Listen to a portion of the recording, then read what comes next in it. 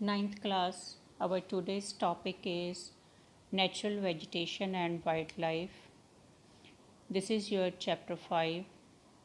तो बेटा जो हमारी अर्थ है ये एक यूनिक प्लैनेट इसको कहा गया है। क्यों कहा गया है? क्योंकि इसमें लिथोस्फेयर, एटमॉस्फेयर, हाइड्रोस्फेयर है और ये तीनों ही स्फेयर मिलके बायोस्फेयर को फॉर्म करते हैं। मीन्स बायोस्फेयर बनता है। बायोस्फेयर मीन्स जहाँ पे लाइफ एग्जिस्ट होती है। और बायोस्फीयर जो है एक कॉम्प्लेक्स स्फीयर है जो लाइफ को सपोर्ट करता है। मींस जहाँ पे लाइफ की पॉसिबिलिटीज़ हो पाई हैं।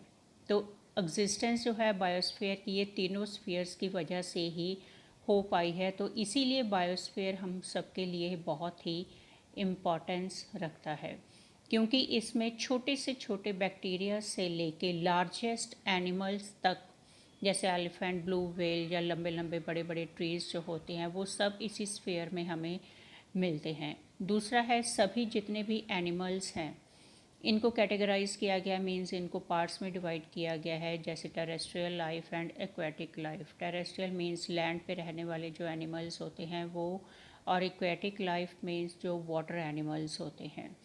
और इस तरह से बेटा जितने भी एनिमल किंगडम है, मीन्स एनिमल्स को हम लोग फौना कहते हैं, और सारी वेजिटेशन जो है, प्लांट्स जो हैं, दैट इज़ कॉल्ड फ्लोरा। तो फ्लोरा और फौना जो है किसी भी रीजन की, मीन्स प्लांट्स हैं, एनिमल्स हैं किसी एक पर्टिकुलर रीजन के, या कोई भी रीजन है, दोनों का ही आपस में नज़दीकी है, प्रॉक्सिमिटी है, नियरनेस है एक दूसरे के साथ। ये डिपेंड, एक दूसरे पे ये डिपेंड करते हैं, इंटरडिपेंडेंस शो होती है। और ये जो होती है इंटरडिपेंडेंस, इसी इंटरडिपेंडेंस को हम लोग इकोसिस्टम कहते हैं। इकोसिस्टम मीन्स हमारा जो लिविंग ऑर्गेनिजम्स जो हैं इनका अपने एटमॉस्फेयर, अपने एनवायरनमेंट के साथ एक रिश्ता होता है। अपने लिविंग ऑर्गेनिजम्स और नॉन लिविंग ऑर्गेनिजम्स जो हैं दोनों ही मिलके एक रिलेशनशिप क्रिएट करते हैं, एक रिश्ता क्रिएट करते हैं अपने सराउंडिंग्स के साथ, जिसको हम लोग इकोसिस्टम कहते हैं। और इसी तरह से हम कहते हैं कि, और इसी इकोसिस्टम में ही बायोटिक और अबायोटिक कंपोनेंट्स जो हैं ये एक न्यूट्रिएंट साइकिल बनाते हैं, और जिसमें एनर्जी फ़्लो करती है। एनर्जी फ़्लो मीन्स एक से एक की एनर्जी दूसरे में जाती है, जैसे कि फूड साइकिल होता है। फूड साइकिल मीन्स जैसे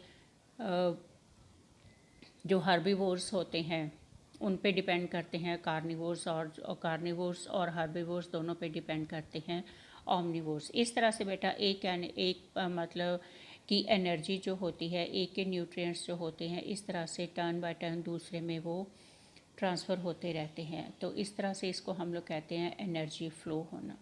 और दूसरा है प्लांट लाइफ जो होती है किसी पर्टिकुलर रीजन में, किसी पर्टिकुलर टाइम में जो ग्रो करती है, ठीक है, उसको हम लोग फ्लोरिस्टिक रीजन कहते हैं, मीन्स फ्लोरा कहते हैं। एक ख़ास रीजन में एक ख़ास ग्रुप ऑफ प्लांट्स जो होते हैं जो ग्रो करते हैं, दैट इज़ कॉल्ड फ्लोरा। और इसी तरह से क्लाइमेट पे भी डिपेंड करती हैं ये सारी चीज़ें, कि उस जगह का, उस पर्टिकुलर एरिया का जो क्लाइमेट है वो किस तरह का है, उसकी लैंड सरफेस जो है वो किस तरह की है। तो ये सारी चीज़ें जो होती हैं वो किसी भी रीजन की वेजिटेशन को ग्रो करने में हेल्पफुल होती है। नेक्स्ट आता है forest survey of India, means FSI. FSI क्या होता है? इसका मतलब देहरादून में हेडक्वार्टर है, मेन ऑफिस है।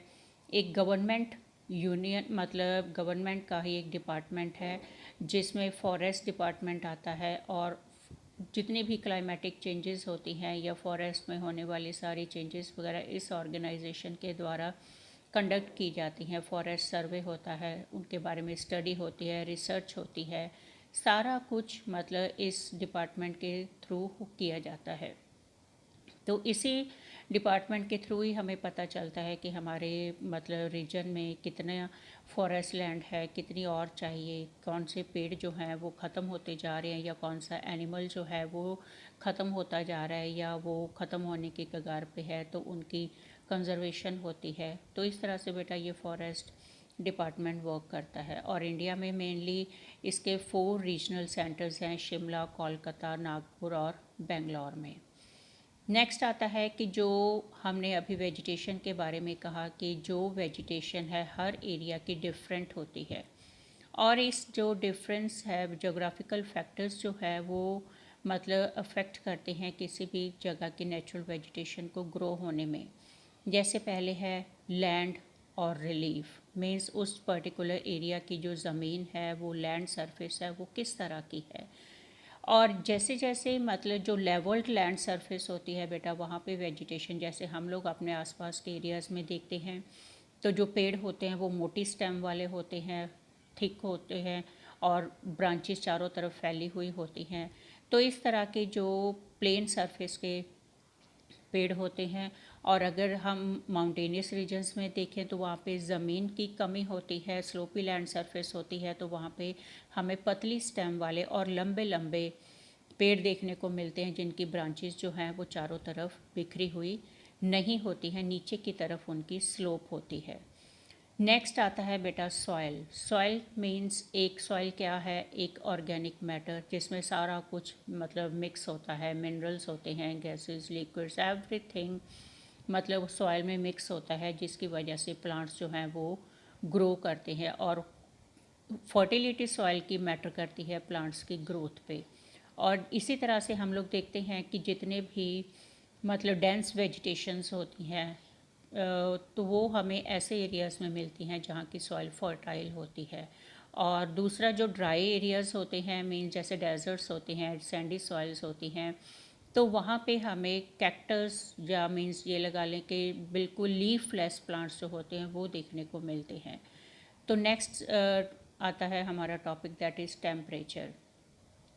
टेम्परेचर जो है एक इम्पॉर्टेंट फैक्टर है जो नेचुरल वेजिटेशन की ग्रोथ में हेल्पफुल होता है। ज़्यादा एक्सट्रीम और हाई टेम्परेचर या फिर बहुत ही लो टेम्परेचर जो होते हैं, मींस माइनस डिग्री में चला जाता है टेम्परेचर, तो वेजिटेशन को ग्रो करने में वो हेल्पफुल नहीं होते हैं, क्योंकि जब सारा साल बर्फ़ जमी रहती है तो वहाँ पे कोई भी वेजिटेशन नहीं ग्रो हो पाती है। और एक्सट्रीम में जो हाई टेम्परेचर होते हैं, झुलसाने वाली गर्मी होती है, तो वहाँ पे भी प्लांट्स को ग्रो करने में वो टेम्परेचर हेल्पफुल नहीं होता है, क्योंकि ज़्यादा गर्मी की वजह से उनमें जो प्लांट्स को मॉइस्चर चाहिए होता है वो बिल्कुल ही ख़त्म हो जाता है। तो नेक्स्ट आता है duration of sunlight. Duration of sunlight एक इम्पॉर्टेंट फैक्टर है कि उस पर्टिकुलर रीजन में सनलाइट कितने टाइम तक रहती है। ज़्यादा लंबी सन मतलब डेज़ जहाँ पे ज़्यादा लंबे होते हैं तो वहाँ पे वेजिटेशन जो होती है अपने आप मतलब अपना खूब खाना बनाने में उनको ज़्यादा मतलब टाइम मिल जाता है, तो इस तरह से वो प्लांट्स जो होते हैं वो अपने फोटोसिंथेसिस की प्रोसेस जो होती है उनको फुलफ़िल करने में उनको ज़्यादा टाइम मिल जाता है, जिस वजह से वहाँ पे जो प्लांट्स होते हैं या नेचुरल वेजिटेशन होती है वो डेंस होती है। नेक्स्ट आता है बेटा रेनफॉल। रेनफॉल जो होती है इसकी अवेलेबिलिटी भी प्लांट्स की ग्रोथ के लिए बहुत ही हेल्पफुल होती है। जैसे कि आपको पता है कि जो हैवी रेनफॉल रिसीविंग एरियाज़ होते हैं वहाँ पे नेचुरल वेजिटेशन जो होती है वो बहुत ही डेंस होती है, मींस घने जंगल होते हैं। क्यों? क्योंकि वहाँ पे उनको पूरा मॉइस्चर मिलता रहता है। और जो लो रेनफॉल रिसीविंग एरियाज़ होते हैं वहाँ पे थॉर्नी बुशेस हमें मिलती हैं, कांटेदार झाड़ियाँ होती हैं, कैक्टस वगैरह। ये मतलब जो पेड़ पौधे हैं इस तरह से रेनफॉल इनको हेल्प मतलब अफेक्ट करती है इनकी ग्रोथ पे। नेक्स्ट आता है बेटा types of natural vegetation. Natural vegetation कितनी तरह की होती है? मेनली 5 कैटेगरीज होती हैं इसकी, ट्रॉपिकल, एवरग्रीन, डिसीडियस और monsoon forest, thorny bushes, tidal और मैनग्रोव फॉरेस्ट, माउंटेनियस फॉरेस्ट। तो इनको अब हम वन बाय वन डिस्कस करेंगे। तो फर्स्ट ऑफ ऑल है ट्रॉपिकल एवरग्रीन फॉरेस्ट। नेम से ही जैसे क्लियर है, एवरग्रीन जो सारा साल हरे भरे रहते हैं। ये पेड़ जो होते हैं, ये फॉरेस्ट जो होते हैं, इनके जो ट्रीज़ होते हैं ये never shade there leaves, means कभी भी अपने पेड़ मतलब जो है पत्ते जो है एक साथ नहीं गिराते हैं। और इनको मतलब ऐसे रीजन्स में ये हमें मिलते हैं जो हैवी रेनफॉल रिसीविंग एरियाज होते हैं। मेनली जो ट्रॉपिकल एवरग्रीन फॉरेस्ट होते हैं वो हमें इक्वेट्रियल रीजन्स के आसपास ज़्यादा देखने को मिलते हैं, क्योंकि वहाँ पे बारिश सारा साल हर रोज़ की तरह बारिश होती है 200 to 300 सेंटीमीटर्स तक, और इसीलिए इनको हम लोग रेन फॉरेस्ट भी कहते हैं। और ज़्यादा बारिश होने की वजह से इनको मतलब जो ट्रीज़ की जो हाइट होती है वो बहुत ही लंबे लंबे पेड़ होते हैं, 60 मीटर्स तक इनकी हाइट चली जाती है। और नियरली 7% अर्थ का जो पार्ट है लैंड सरफेस है इन मतलब एवरग्रीन फॉरेस्ट ने कवर किया हुआ है। और इसी तरह से ये जो इतने घने जंगल होते हैं तो बेटा इनकी जो ब्रांचेस होती हैं वो एक दूसरे के साथ मतलब जुड़ जाती हैं और एक कैनोपी फॉर्म करती हैं। कैनोपी मीन्स छतरी बना लेती हैं, जिसकी वजह से जो सनलाइट है इनकी अपर सरफेस को ही टकरा के वापस चली जाती है, और लैंड सरफेस जो नीचे ग्राउंड होता है इन जंगलों का वो सनलाइट रिसीव नहीं कर पाते हैं, जिसकी वजह से ग्राउंड सरफेस जो होती है टोटली डार्क होती है, मीन्स अंधेरा होता है। और मॉइस्चर ज़्यादा होने की वजह से 1 इंच जगह भी हमें खाली नहीं दिखती है वहाँ पे। मतलब जो क्रीपर्स होते हैं, बेलें होती हैं या झाड़ियाँ होती हैं, वो सारे इन मतलब पेड़ों पे नीचे ज़मीन पे बिछी हुई होती हैं चारों तरफ। इस मैप में आपने देखा है कि जहाँ कहीं भी आपने ये डार्क मतलब पैरेट कलर का आपको नज़र आ रहा है वो सारा एवरग्रीन फॉरेस्ट एरिया है। ट्रॉपिकल एवरग्रीन फॉरेस्ट मीन जहाँ पे जैसे ये वेस्टर्न घाट्स आ जाती हैं, ये ईस्टर्न स्टेट्स आ जाती हैं, ये वेस्ट बंगाल का पार्ट है और यूपी बिहार का पार्ट आ जाता है। तो इस एरियाज़ में बेटा हमें एवरग्रीन वेजिटेशन देखने को मिलती है। और मेनली जो ट्रीज़ होते हैं महोगनी, रोज़वुड, शीशम, रबड़, ये इस तरह के पेड़ हमें देखने को ज़्यादातर मिलते हैं। नेक्स्ट आ जाता है ट्रॉपिकल डिसीडियस और मॉनसून फॉरेस्ट। ट्रॉपिकल डिसीडियस और मॉनसून फॉरेस्ट वो होते हैं जो मॉडरेट रेनफॉल रिसीविंग एरियाज़ में हमें देखने को मिलते हैं। मीन्स जहाँ पे बारिश जो होती है 72 to 200 सेंटीमीटर्स तक रेनफॉल रिसीव करती है। और ये एक मॉनसून फॉरेस्ट मीन्स मॉनसून से क्लियर है कि जिन जो मतलब जैसे 4 महीने इंडिया में रेनी सीज़न होता है तो पर्टिकुलर उन्हीं एरियाज़ में उसी सीज़न में मतलब इंडिया का मैक्सिमम जो पार्ट है, जैसे अगर हम ऊपर इसमें देखते हैं तो ये जितना भी आपको येलो पार्ट डार्क येलो दिखाई दे रहा है, ठीक है, तो उस ये सारा मतलब पार्ट जो है वो हमें डिसीडियस वेजिटेशन शो करता है। मैक्सिमम इंडिया में सारे डिसीडियस वेजिटेशन ही है। और ये वेजिटेशन जो होती है इसके जो ट्रीज़ होते हैं वो जैसे ही सीज़न चेंज होता है मींस रेनी सीज़न ओवर होता है तो अपने पत्ते ये गिरा देते हैं। क्यों गिरा देते हैं? क्योंकि ताकि इन्होंने जो रेनी सीज़न के दौरान मॉइस्चर गेन किया हुआ होता है वो अब्जॉर्ब करके रखे, वो पत्तों के ज़रिए मॉइस्चर इनका ख़त्म ना हो। क्योंकि आप लोगों को पता है कि जो एक्सेस वाटर होता है ये पेड़ जो होते हैं पत्तों के ज़रिए वो रिलीज़ करते हैं। और इसी मतलब क्योंकि उसके बाद 4 महीनों के बाद यहाँ पे जिन एरियाज़ में ये फॉरेस्ट हमें देखने को मिलते हैं उसके बाद वहाँ पे बारिश नहीं होती है, इसीलिए ये अपना मॉइस्चर गेन करके रखते हैं। और मेनली जो ये डिसीडियस वेजिटेशन जो है हमें नॉर्थ ईस्टर्न स्टेट्स, वेस्टर्न घाट, हिमालयक माउंटेन्स, इन एरियाज़ में ज़्यादातर हमें देखने को मिलती है। और मेनली जो ट्रीज़ होते हैं जैसे पीपल, नीम, यूकेलिप्टस, साल, ये ट्रीज़ जो हैं वो हमें इस डिसीडियस वेजिटेशन में देखने को मिलते हैं। नेक्स्ट आ जाता है बेटा scrub and thorny bushes. Thorny bushes जो होती हैं, थॉर्नी फॉरेस्ट जो होते हैं, ये वो फॉरेस्टेड एरिया है जहाँ पे रेनफॉल 70 सेंटीमीटर से भी कम पड़ती है, मींस ड्राई एरियाज़ होते हैं।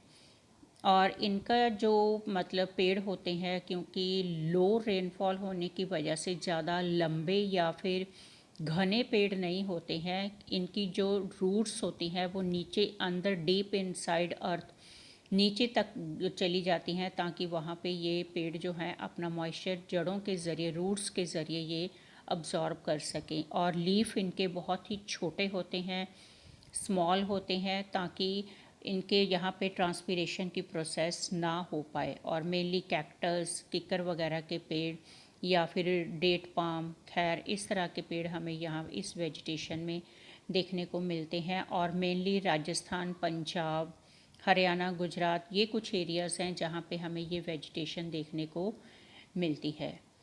तो नेक्स्ट आ जाता